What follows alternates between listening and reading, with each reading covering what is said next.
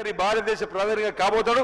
అప్పుడు మేమే దీన్ని తీసుకొని వస్తామన్న మాట కూడా సందర్భంగా తెలియజేస్తూ నాకు ఈ చర్చలో పాల్గొనేటువంటి అవకాశం కల్పించినటువంటి గౌరవ స్పీకర్ గారికి, అదేవిధంగా ఈ చర్చలో పాల్గొనే అవకాశం ఇచ్చినటువంటి గౌరవ పెద్దలు ముఖ్యమంత్రి రేవంత్ రెడ్డి గారికి, అదేవిధంగా గౌరవ బీసీ సంక్షేమ శాఖ మంత్రి గారికి కూడా ఉన్న ప్రవర్తన కూడా ప్రత్యేక ధన్యవాదాలు తెలిసి ముగిస్తున్నాను అధ్యక్ష. నమస్కారాలు అందరూ.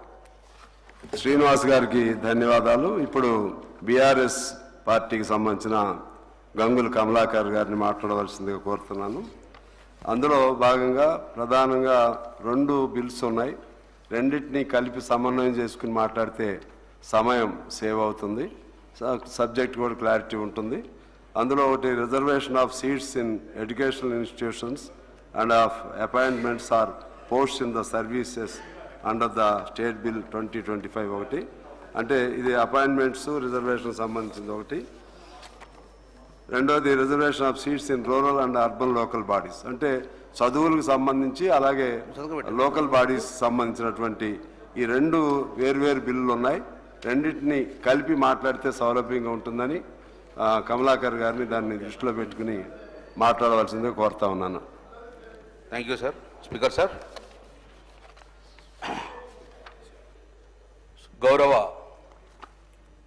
మంత్రి గారు ప్రవేశపెట్టిన ఈ బీసీ బిల్లు విద్యలో, ఉద్యోగంలో, రాజకీయ ప్రాతినిధ్యంలో 42%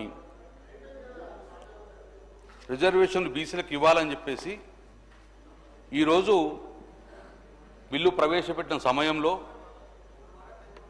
అనుమతించిన మీకు కృతజ్ఞతలు చేసుకుంటూ, ఇంత గొప్ప అవకాశాన్ని రాష్ట్ర వ్యాప్తంగా కోట్లాది మంది బీసీలు ఎదురు చూస్తున్న సమయంలో ఇంత గొప్ప అవకాశాన్ని నాకు మాట్లాడే అవకాశం కలిగించిన కరీంనగర్ నియోజక ప్రజలతో పాటు గౌరవ ముఖ్యమంత్రిగా గతంలో ఉన్న మొదటి ముఖ్యమంత్రి కేసీఆర్ గారికి కృతజ్ఞత తెలియజేస్తూ, అధ్యక్ష చాలా ఇంపార్టెంట్ బిల్ ఇది.